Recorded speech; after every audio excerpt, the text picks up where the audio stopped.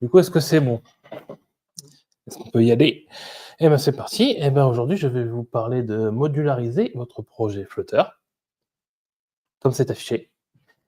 Je vous rassure, ça va pas être très long. C'est pas une présentation qui est très longue, puisqu'il y a pas énormément de choses à dire, mais il y a quand même quelques éléments qui peuvent être intéressants à voir, à étudier et voir aussi un peu l'évolution.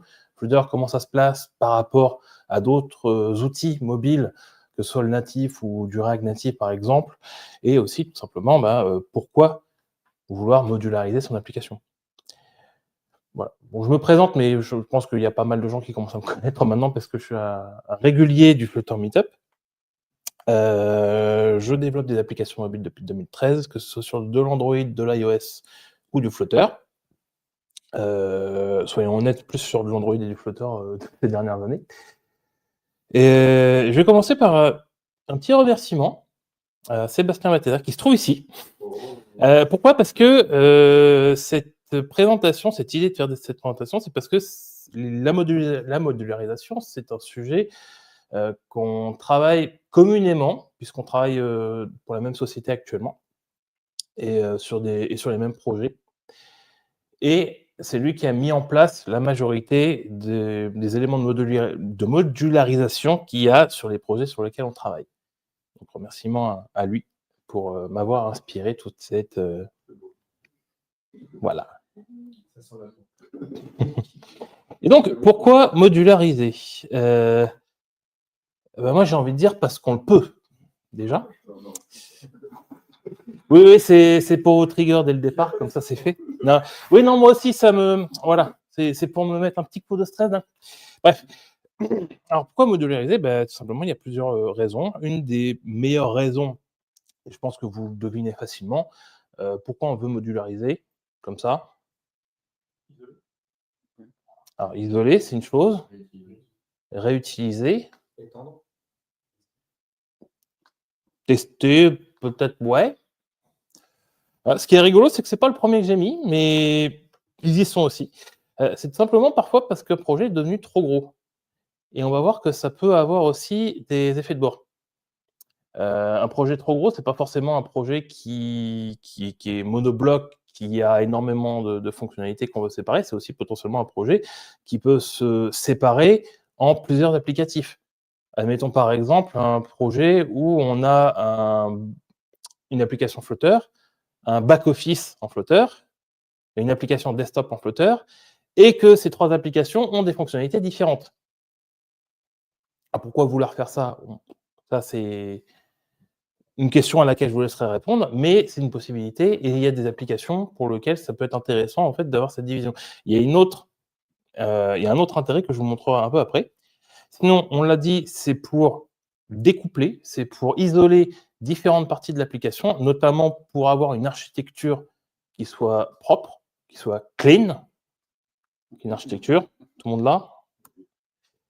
Et tout simplement, et je l'ai entendu aussi, pouvoir créer une boîte à outils, pouvoir séparer différentes features pour que, par exemple, sur une librairie, on puisse récupérer uniquement les éléments et les fonctionnalités dont on a besoin. On va aller regarder un par un. Modularisation par feature, souvent, ça ressemble à ça. On va avoir des éléments, des modules qui... Tout le monde est à l'aise avec, quand je parle de modules, visualise à peu près à quoi ça correspond. On peut voir ça comme, en Flutter comme des packages, comme des éléments, en fait, des blocs qu'on assemble les uns avec les autres pour faire nos applications. Et on le voit assez bien dans ce schéma-là. On a des blocs qui sont communs à différentes features, des blocs, par exemple, qui vont définir le style, qui vont définir les thèmes de l'application, des widgets qui vont être utilisés de façon commune. Par exemple, si on a un design system avec des widgets personnalisés, qui sont customisés, et du coup, qui ont besoin d'utiliser au sein de différentes features, etc., etc. Et on a des modules de features où on va pouvoir scinder, séparer différentes fonctionnalités clés de l'application qui ne sont pas forcément ultra liées et qu'on souhaite bien distinguer. Et toutes ces features, tous ces modules pourront ensuite être retrouvés dans l'application elle-même. Une des raisons pour laquelle on peut vouloir cette modularisation, en fait, elle n'est pas technique. Elle peut être tout simplement managériale. Je vais dire managériale, ce n'est pas le bon terme. Elle peut être en termes de gestion de projet. Quand un projet grossit, mais grossit à outrance, on va dire, avec des équipes de 20, 30 développeurs, 40 développeurs. On ne peut plus rester avec une équipe de 30 développeurs travaillant exactement sur la même stack, sur un seul dossier libre. On peut, mais c'est très compliqué. Du coup, avoir cette division par feature, en fait, elle peut se justifier aussi par ce biais, c'est-à-dire décider que telle feature appartient à telle personne et avoir cette isolation permet de garantir d'une certaine manière que le code qui est manipulé à cet endroit n'est manipulé que par telle ou telle équipe et d'avoir un peu plus de contrôle et de sécurité vis-à-vis de ça. On en parlait également, modélisation architecturale. Une architecture, c'est souvent ce qu'on va utiliser en mobile, en Flutter, de plein de façons différentes.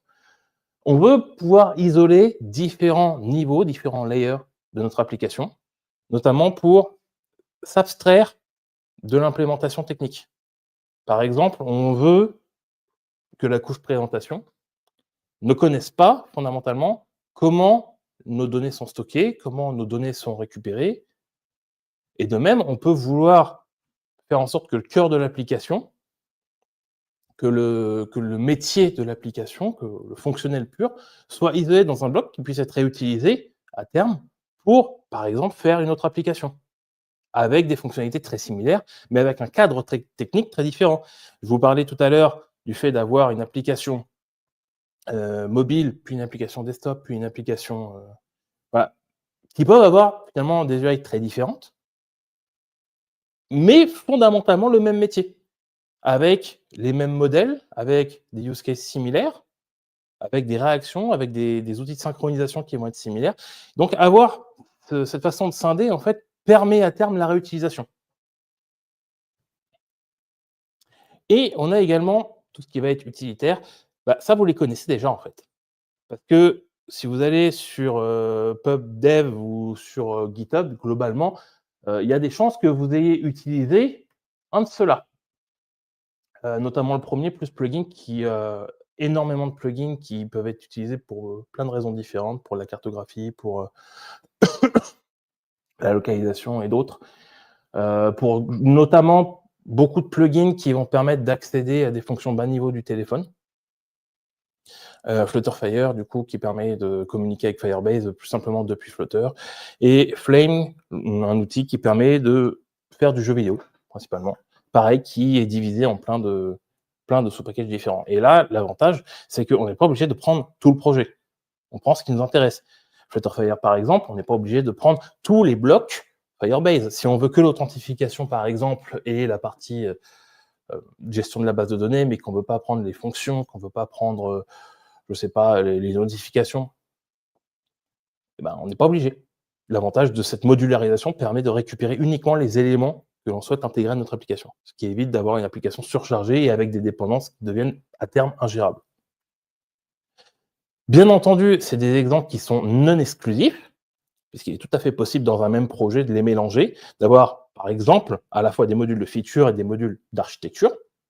On peut imaginer un module domaine par exemple et plusieurs modules de feature qui s'appuient sur ce domaine, voire plusieurs modules de domaine, c'est plus rare, mais ça peut arriver. On peut mixer de la feature et de l'utilitaire, on peut mixer de l'architectural avec de l'utilitaire. Voilà. Mais un des points sur lesquels il faut faire attention, c'est éviter de surcomplexifier. Parce que chaque module ajouté à un projet, c'est de la complexité supplémentaire et de la gestion supplémentaire.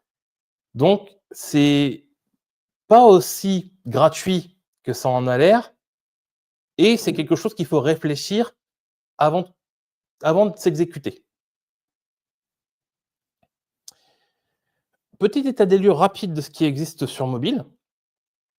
Vous allez voir, je ne fais pas ça gratuitement, il y a une raison.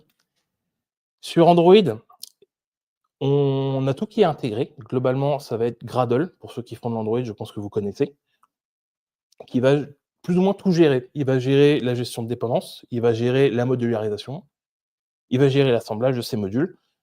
Et Android va avoir aussi cet avantage qu'il va pousser à utiliser des modules pour l'optimisation, notamment par rapport au temps de build, qui peut être extrêmement long parfois sur Android. Ceux qui savent, savent.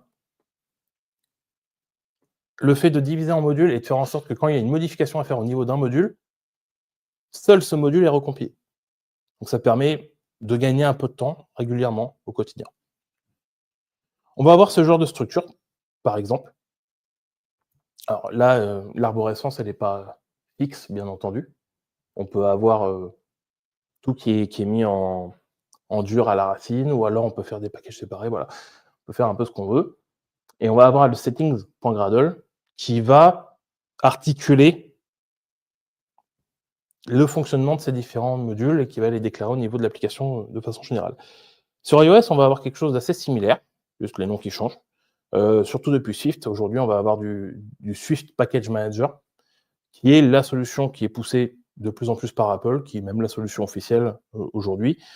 On va utiliser du XC Framework pour la partie applicative, et pour tous les autres modules qui sont beaucoup plus, comment dire? Bas niveau, on va utiliser du code Swift pur avec SPM. Et la gestion des dépendances, tout comme l'assemblage des modules, se fait avec SPM. On retrouve une structure assez similaire. Et là, la gestion des modules va être au niveau du XA Workspace, généralement, qui, de manière générale, en fait, articule l'intégralité du projet. C'est, un fichier qui est extrêmement dense avec beaucoup de fonctionnalités, de base. Donc là, on a vu la partie native où, en fait, c'est généralement du tout intégré. Maintenant, si on s'attaque au cross-platform, avec React Native, par exemple, là, on a quelque chose de plus hybride. Nos modules, en fait, sont des packages, ni plus ni moins, qui sont intégrés de base dans un même repository. On va pouvoir y ajouter des modules de bridge, qui sont un peu l'équivalent des plugins, en Dart, qui sont en Flutter. La gestion des dépendances, comme beaucoup de choses en JavaScript, c'est fait avec Yarn ou avec NPM. Et on va avoir, par contre, l'assemblage qui va être géré par autre chose.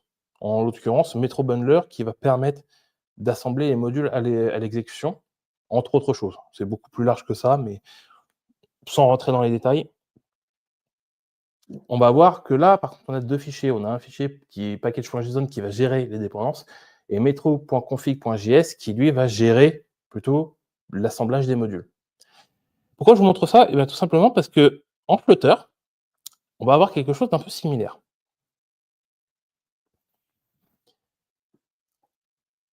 Donc on a chaque module qui est un package Dart ou Flutter, parce qu'on peut aussi avoir des packages Dart purs. Ça va être intéressant, notamment quand on va vouloir faire le package domaine, qu'on veut, hem, qu'on veut avoir, sans dépendance Flutter, dans l'idéal, parce qu'on n'a pas besoin de Flutter dans ces packages-là. On a des modules de bridge, avec les plugins, qui permettent de communiquer avec la partie native Android et iOS. La gestion des dépendances qui se fait avec Dartpod. Et l'assemblage des modules, c'est là que ça va nous intéresser. Parce qu'à la base, il y en a pas. Je vais y venir après, pour ceux qui ont déjà, l'idée. Donc on va se concentrer sur comment les connecter. Imaginons un monorepo avec plusieurs packages. En l'occurrence, on va prendre ceci. Donc là, on a, heu, des dossiers assez classiques, une base de travail assez classique dans une application Flutter. Un dossier common dans lequel on va mettre tout un tas d'utilitaires, des extensions, des fonctions, voilà, basiques. Data dans lequel on va faire tout ce qui va être interaction avec la base de données, avec la persistance et la communication extérieure avec l'API.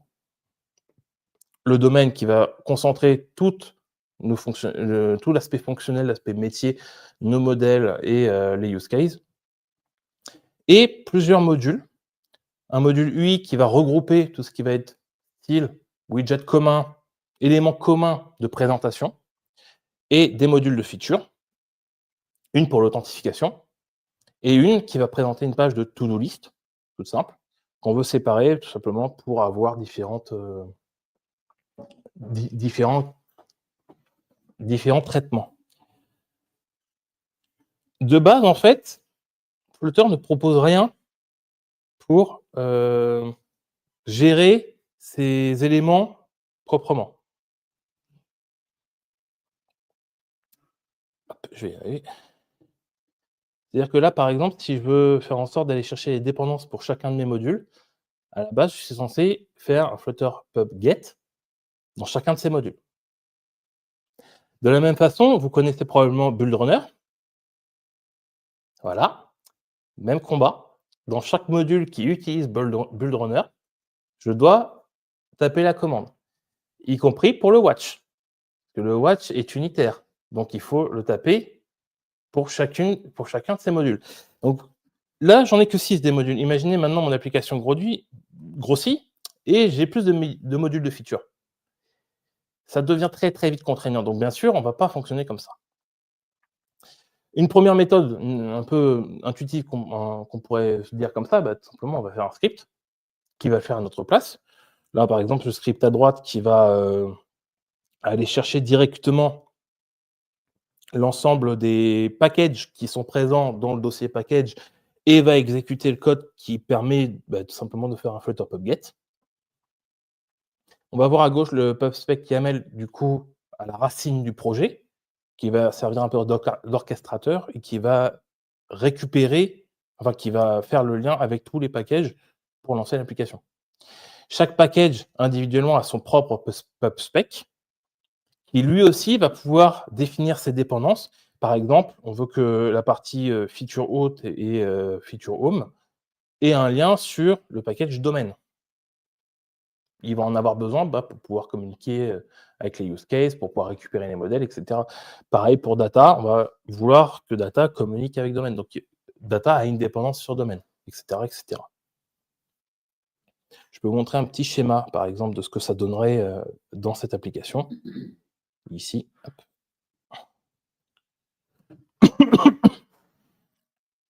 Voilà, ça suit une architecture assez classique.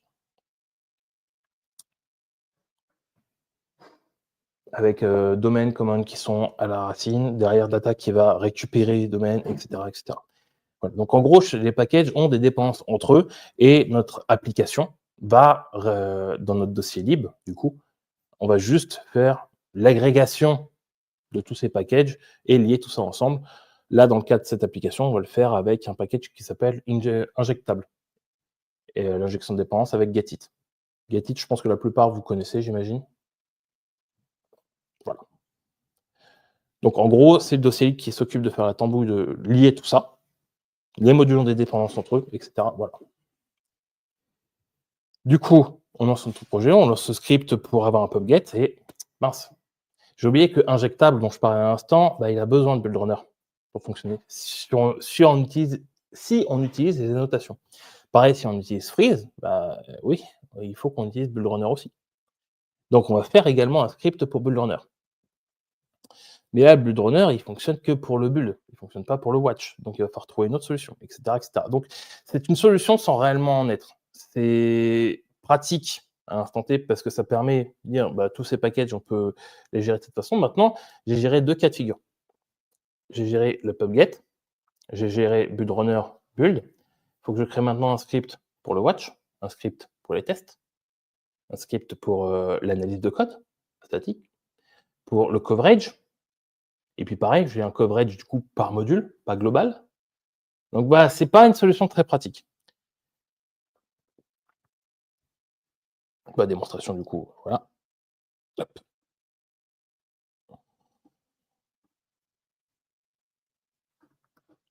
Juste voilà, il n'y a pas grand chose à montrer, c'est juste on a un petit paquet de script, avec le script que je vous montrais, un peu étoffé depuis, mais qui va juste voilà, faire son travail.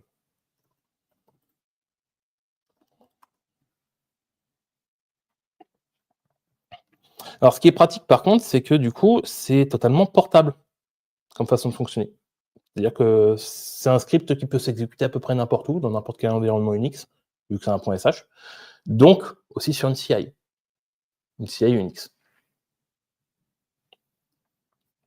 C'est un des avantages de ce système-là. L'autre système qui, là, est un peu plus poussé à présent, c'est Melos. Melos, ça a été développé par Invertase, qui est aussi à l'origine de Flutterfire. Flutterfire qui utilise Melos, d'ailleurs. Et c'est la raison pour laquelle ils ont créé Melos, c'est pour pouvoir mieux gérer notamment leur package.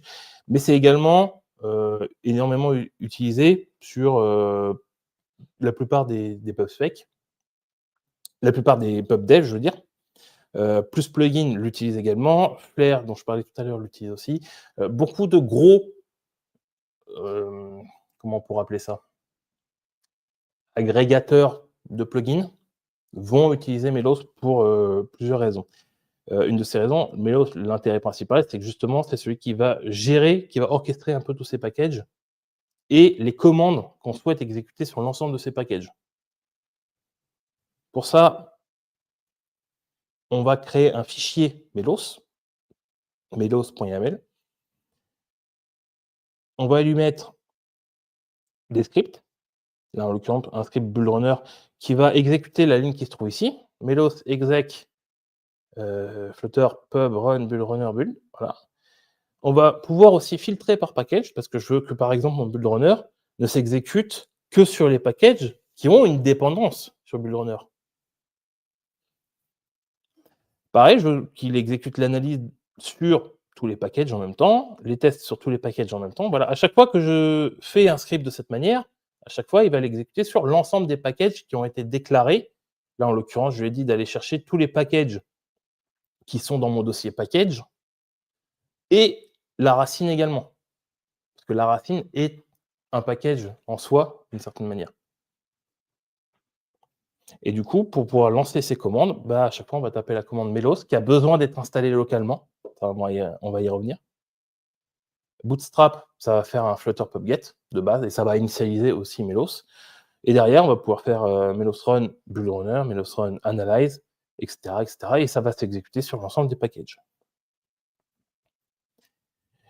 L'avantage, un des gros avantages, c'est que ça permet aussi de faire des raccourcis. Ça veut dire que si on a un script qui est un peu plus complexe ou un peu plus dense, où on souhaite exécuter plusieurs commandes d'affilée sur un même package, on va pouvoir le faire avec des commandes plus complètes.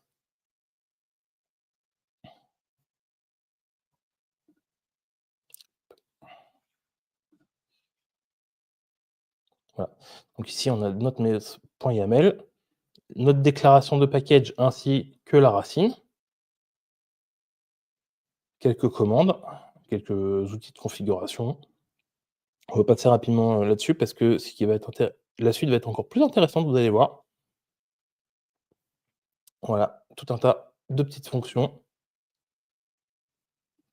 Et derrière, quand on appelle, on voit qu'il va venir exécuter le Flutter PubGet package par package, ici. Y compris à la racine. Voilà, c'est quand même un outil du coup qui est assez puissant. Mais aujourd'hui, il y a mieux. Parce qu'on a la version officielle. Et ça, je sais que ça torturerait certains parce que je parle de plein d'autres trucs depuis tout à l'heure et que vous savez que ça existe. Vous allez voir pourquoi. Parce que c'est pas innocent. C'est quand même relativement récent. Ça va fêter ses 1 an l'an prochain comme fonctionnalité. Et bien sûr, ça vise à faire exactement ce que je vous ai montré précédemment, à savoir faire en sorte que de gérer plusieurs modules dans un projet monorepo. Ça va proposer pas mal de choses, pas mal d'outillages pour améliorer les performances notamment. La déclaration est extrêmement simple et c'est ça aussi qui fait plaisir. Il suffit sur le pubspec YAML qui se trouve à la racine de votre projet de déclarer l'ensemble des modules, des packages que vous utilisez. Et pour chacun des pubspec YAML qui se trouvent dans vos différents modules, de déclarer leur résolution comme étant celle du workspace. Si on ne déclare pas ça, en fait, les commandes qui sont utilisées n'impacteront pas tel ou tel package. Ce qui peut avoir une utilité. Laisser résolution à vide permet aussi de dire je ne veux pas que les commandes communes s'exécutent sur ce package-là parce que lui, il a un traitement spécial. Et c'est du coup une volonté de l'équipe Flutter d'avoir laissé ça comme ça. Il y a pas mal de choses sympathiques. On peut, même si les commandes peuvent être tapées, de façon commune systématiquement, c'est-à-dire on se met à la racine du projet et derrière on tape notre commande Flutter PubGet, elle va s'exécuter sur l'ensemble des modules. Et derrière, si on veut le faire que sur un package, par exemple, si on veut ajouter notamment une dépendance, là, je vais ajouter freeze, par exemple, je ne vais pas forcément l'ajouter à tous les packages. Imaginons que je vais l'ajouter juste au domaine. Bah, en fait, à la base, il faut que je me déplace dans le package et que je tape la commande directement dans ce package. Et ça fait que ça ne s'appliquera qu'à ce package-là. Mais on peut directement le faire aussi à la racine avec le petit "-c" ici, qui permet de dire, bah, dans le package data, je veux, ajouter ma dépendance. Ils ont assez poussé le truc également pour permettre de faire un nettoyage complet du workspace, du repository, pour faire en sorte qu'il n'y ait pas de, de fichiers errants, tel que c'est appelé. C'est-à-dire de fichiers, pubspec.log, des darktools en fait, notamment quand vous faites une migration vers ce système-là, pour éviter toute forme de conflit dans la gestion des dépendances. Donc voilà, ça a été fait globalement assez proprement. On peut faire tout un tas d'appels avec Flutter PubGet, Flutter Analyze, Flutter Test, Flutter Clean, et cetera, et cetera. Pour montrer rapidement, hop.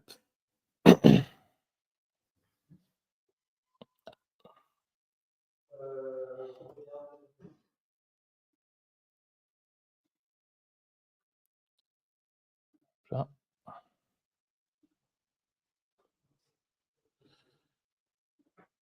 Donc là, dans notre PubSpec, on a bien que je remonte ici, voilà, notre workspace déclaré avec l'ensemble des packages, command, data, domaine, etc. Si je jette un coup d'œil ici, hop, ma résolution workspace, donc voilà, donc rien de plus à faire dans tous les packages, mais une fois que c'est fait, on est relativement tranquille. Si je fais un Flutter PubGet,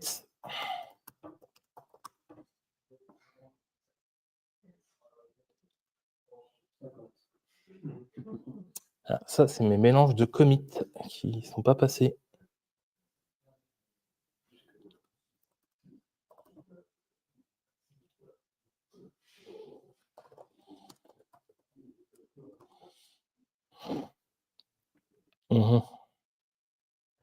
À mon avis, c'est le passage d'une branche à l'autre qui a pas. Ouais, voilà. Qu'il n'a pas aimé. Voilà. Donc là, ce que je vous disais, vous voyez, il a fait un peu de nettoyage. Deleting all package. Il a trouvé des issues, voilà, unnecessary library names, etc. Hop. Flutter PubGet, c'est pareil, il va aller le tourner dans chacune. Voilà. Donc on peut se dire, on voit ça, on se dit, c'est la solution officielle, ça a l'air de vachement bien fonctionner. Bah, du coup, pourquoi je vous ai embêté avec mes solutions précédentes après tout? Bah, parce que en fait, c'est un peu plus compliqué. Malheureusement, si on regarde au niveau des scripts, on a un avantage, ça se customise, ça s'exécute n'importe où. Voilà. Et l'inconvénient principal, c'est que c'est un peu difficile à maintenir et ça demande quand même un peu de compétences. Melos, c'est facile d'utilisation, c'est customisable, on peut écrire à peu près les scripts qu'on veut. Mais ça nécessite une installation dans le Dart global, donc sur votre appareil, et donc dans une CI, ça nécessite aussi son installation.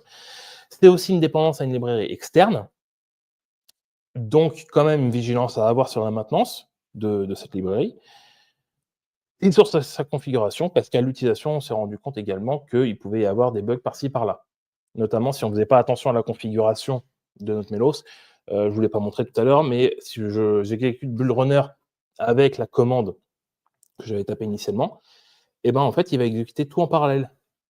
Le problème, c'est que les dépendances d'un module à l'autre font que parfois, il peut y avoir des couacs et un des modules a besoin que ce qui doit être construit, par exemple dans le module domaine, doit être exploité dans le module data.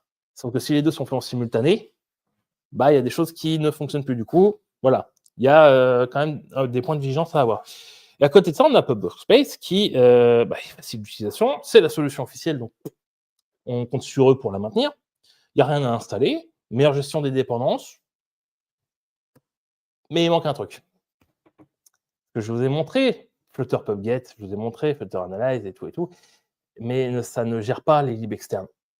et ça ne gère pas notamment Build Runner ou Slang, par exemple, pour ceux qui connaissent, ou d'autres outils de génération, même s'il y en a de moins en moins, il y en a encore quelques-uns aujourd'hui.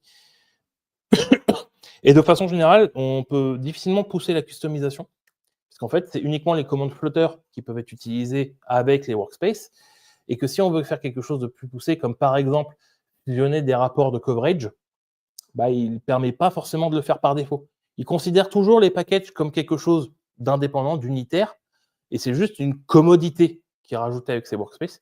Donc, on a quand même un trou dans la maille. Donc, on va pouvoir essayer de compléter ça. Une des solutions qui peut être adoptée, c'est tout simplement d'additionner des workspaces avec Melos. On se dit, ça fait peut-être double usage. Et pas forcément. Parce que ce que je vous ai montré juste avant, en fait, c'était Melos 6.3. Entre-temps, il y a eu la version 7 de Melos qui intègre les workspaces dans son fonctionnement. Et ils ont bien compris que justement, il y avait cette limitation de ne pas pouvoir customiser, de ne pas pouvoir exécuter les libs externes. Et c'est ce que ça permet de faire. En gros, il suffit de configurer Melos pour les workspaces, qui est imposé à partir de la version 7, pour pouvoir justement ensuite continuer d'utiliser les commandes workspace, mais pour les commandes pour les libs externes, utiliser Melos. On a le même inconvénient que tout à l'heure par contre, c'est-à-dire il faut l'installer. Et sur une CI, ça peut apporter une complexité supplémentaire. Plus les problèmes de configuration, donc voilà, les défauts que je vous ai présentés juste avant. Une autre solution est d'installer un plugin. Et là, je ne parle pas de plugin Flutter, mais un plugin avec votre IDE. Simplement, certains outils, notamment Build Runner, en fait, peuvent être utilisés avec des plugins, des extensions que vous ajoutez à votre VS Code ou à votre Android Studio, qui vont pouvoir, par exemple, faire le watch à votre place, faire le build à votre place. Pour Slang, par exemple, il y a également un plugin. Ça permet aussi de pouvoir configurer certaines choses. Mais il y a une limite parce que selon votre besoin, si votre besoin est assez précis, si je prends mon exemple de fusionner des rapports de coverage, par exemple, il n'y a pas de plugin qui existe par rapport à ça, et surtout que ça dépend énormément de comment vous configurez votre coverage, avec quel outil, comment vous l'utilisez, etc. Donc, c'est parfois limitant. Et deuxième inconvénient, bien sûr, ça ne marche pas sur une CI. Donc, il faut encore une autre solution. Et là, on retourne à notre truc qui était un peu pas terrible au départ, mais qui en fait est finalement assez séduisant sur certains aspects. Simplement faire un script. C'est-à-dire que si on veut l'exécuter sur notre CI sans passer par Melos, en fait, on peut tout simplement retourner à notre idée de faire un script qui va venir builder notre application, qui va venir faire la fusion de nos rapports de coverage. Et un des avantages aujourd'hui, notamment avec l'IA, c'est que des scripts, il sait très bien les faire. C'est pas quelque chose de complexe à faire pour une IA, et ce, peu importe le modèle. Maintenant, ça ramène quand même une complexité, ça ramène une maintenance supplémentaire. Voilà. Donc, aucune des solutions est absolument parfaite. Et là, ça va être aussi beaucoup une question de préférence. J'ai prévu de vous montrer un peu justement à quoi ça ressemble Melos plus Workspace. Est-ce que cette fois, c'est bon?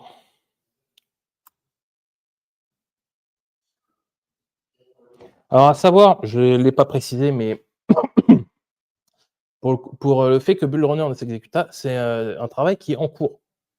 C'est-à-dire qu'il y a une demande d'évolution qui a été déposée par l'équipe justement qui s'occupe de Build Runner auprès de Flutter, qui compte l'ajouter dans sa roadmap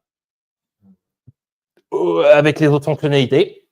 Donc, c'est un peu le souci, c'est que voilà, ils sont au courant. Il y a peut-être des solutions qui seront mises en place, mais on ne sait ni quand ni comment. Donc, c'est une des problématiques. Donc, une particularité, c'est que quand on combine les deux, quand on combine Melos et le Workspace, on n'a pas de fichier Melos, comme tout à l'heure. En fait, notre fichier Melos est directement intégré dans notre PubSpec, ici. On fusionne les deux. Et là, on peut faire notre build, comme tout à l'heure.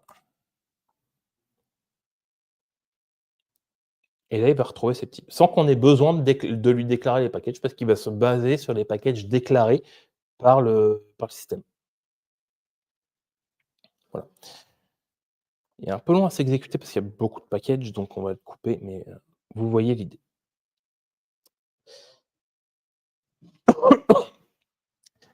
Donc voilà l'état des lieux de la modularisation sur Flutter, où on en est aujourd'hui, avec les différents avantages et les différents inconvénients. Est-ce que vous avez des questions?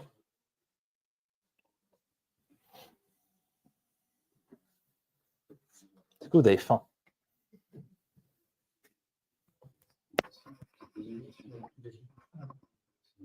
J'ai fait une boucle de questions.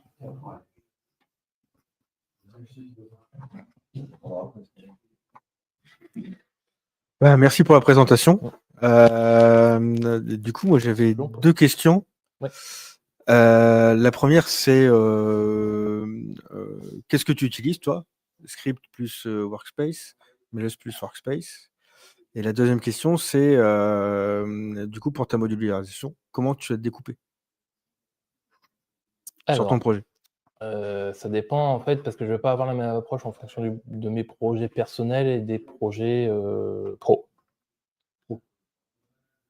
Le truc, c'est que dans le cadre d'un projet d'entreprise, ça va dépendre aussi des décisions au niveau de l'équipe. Donc là-dessus, c'est pas acté. Ouais. Ça va dépendre de ce que tu veux mettre en place. Nous, par exemple, on a décidé de bypasser Melos pour éviter d'avoir une dépendance sur une librairie externe. Et on passe plus par des systèmes de script et des plugins d'IDE. Moi, sur mes projets perso, Melos, je l'utilise personnellement parce que c'est moins impactant. Mais dans les deux cas de figure, de toute façon, aujourd'hui, la norme, c'est d'utiliser Workspace.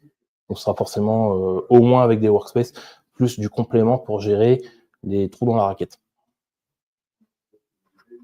Est-ce que ça répond? Ah oui, non, et du coup, sur la division, je te dirais que ça dépend du projet, de sa taille. Généralement, c'est plus une division architecturale en priorité. Et la division par feature, en fait, elle se fait qu'à partir du moment où elle devient nécessaire. En fait, c'est en fonction de la taille du projet.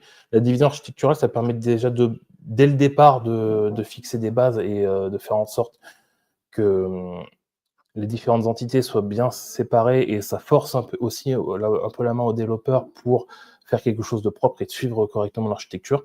Ce qui manquait justement un peu dans Flutter. Après, c'est du cas par cas. Selon la taille du projet, est-ce que c'est intéressant ou pas. Ce qui est intéressant, par contre, c'est pour tout ce qui est plugin.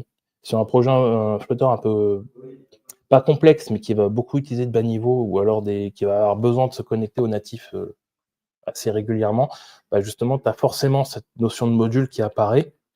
Si tu veux faire en sorte que ton plugin il soit intégré de base et que tu veux pas le publier ou que tu veux pas le mettre dans un distant, que ça reste dans un monorepo, cette gestion-là, elle te permet aussi de faciliter la communication entre tes différents plugins, ton application. Voilà, tu as quand même pas mal de cas de figure où ça peut être utile. D'accord, merci. Merci pour la présentation. Alors, nous, on utilise les Workspace sur un gros monorepo qui doit avoir 15 ou 16 modules, je crois, au total. Ce que je trouve compliqué aujourd'hui, mais j'ai pas fouillé le sujet, alors ce qui m'intéresserait, c'est de savoir si, peut-être que tu as la réponse, c'est finalement, c'est la compatibilité des versions quand tu crées des dépendances d'un module.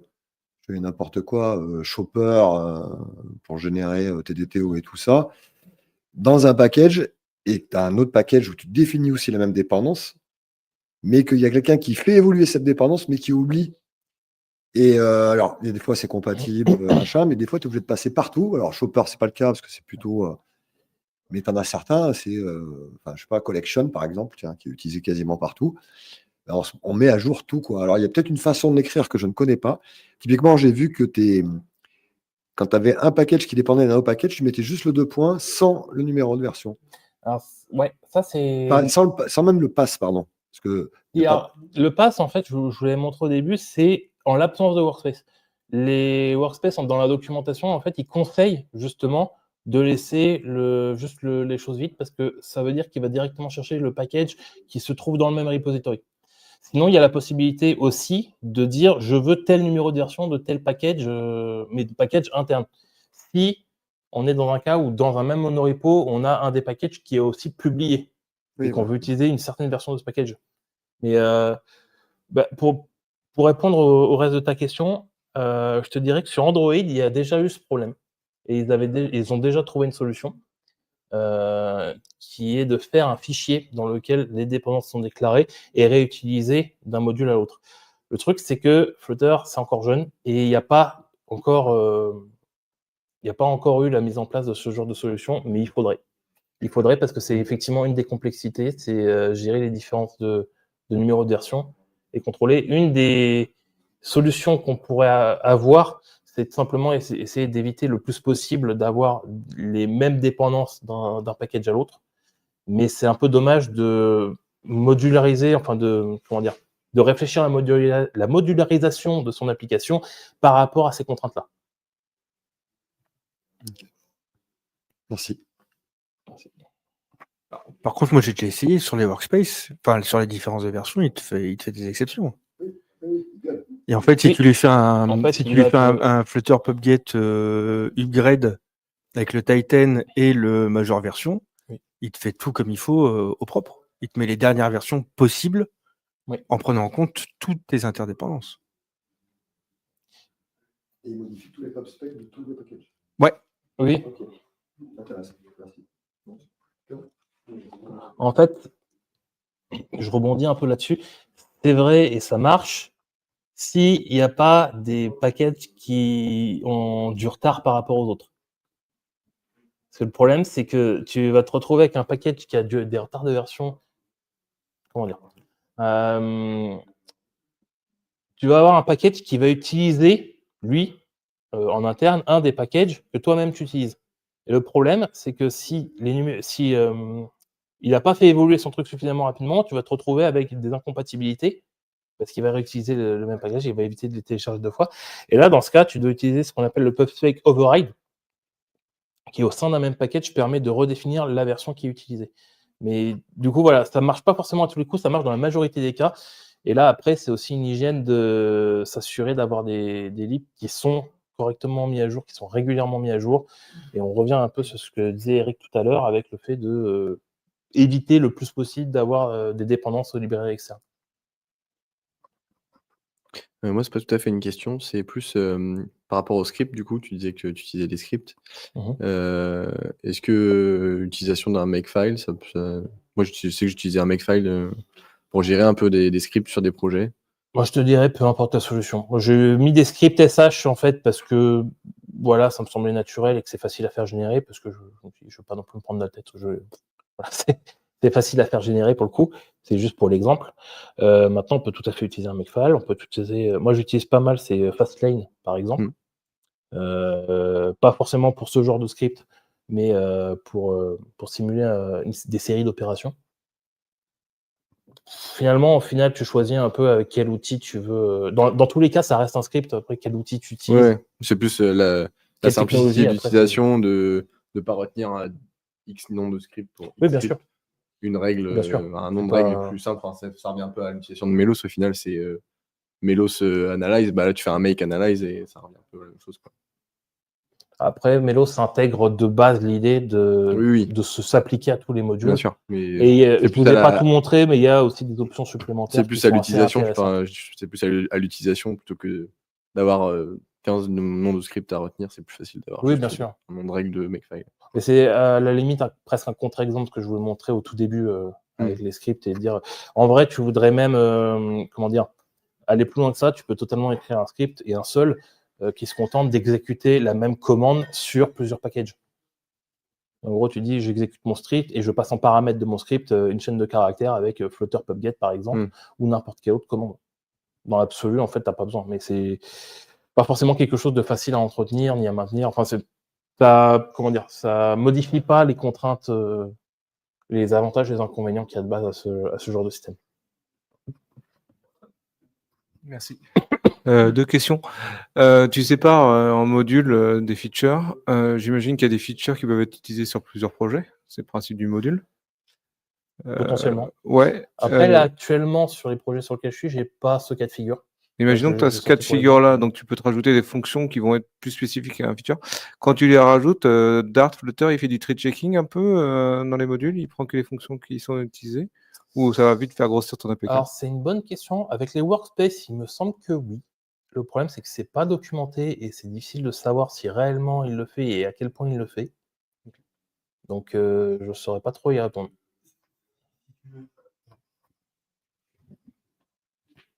Si tu utilises les workspaces, c'est parce que le module, le package, il est uniquement pour ton workspace et que tu veux pas le partager ailleurs. Sinon, tu n'es plus dans un monorepo parce que bah, ça n'a pas de sens en fait. Du coup, ton package, tu le sors du repo. Et c'est très important parce que tu vois, quand tu passes sur des workspaces, ton package.lock, il est viré de ton package particulier. Pourquoi? Bah parce qu'en fait, le lock, il se fait à la racine. Parce que c'est dans un projet. Donc si tu fais du workspace, c'est que tu es dans un projet. Donc si tu veux effectivement réutiliser ton package ailleurs, tu le sors de ton monorepo, tu le sors du workspace. Et donc ouais, tu peux pas, enfin ça n'a pas de sens de faire un workspace et de vouloir le réutiliser ailleurs, quoi. Et ça marche pas parce qu'avec le package lock, tu vas perdre toutes tes dépendances figées. Donc tu vas vouloir l'utiliser ailleurs et tu vas avoir d'autres dépendances qui vont être installées qui potentiellement vont t'amener des régressions sur ton package. Donc ça marche pas. Les dépendances circulaires, les problèmes de dépendance circulaire entre les modules. J'en ai pas rencontré. Après, j'imagine que c'est quand même une problématique parce que c'est une problématique qui existe de base, même en.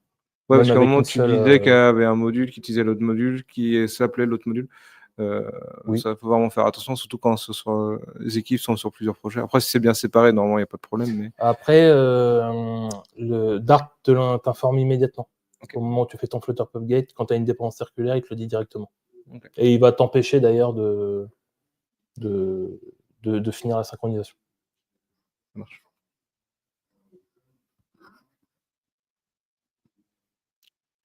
T'amènes sur une blague? Histoire de 16 devs, comprends. Merci en tout cas. Merci.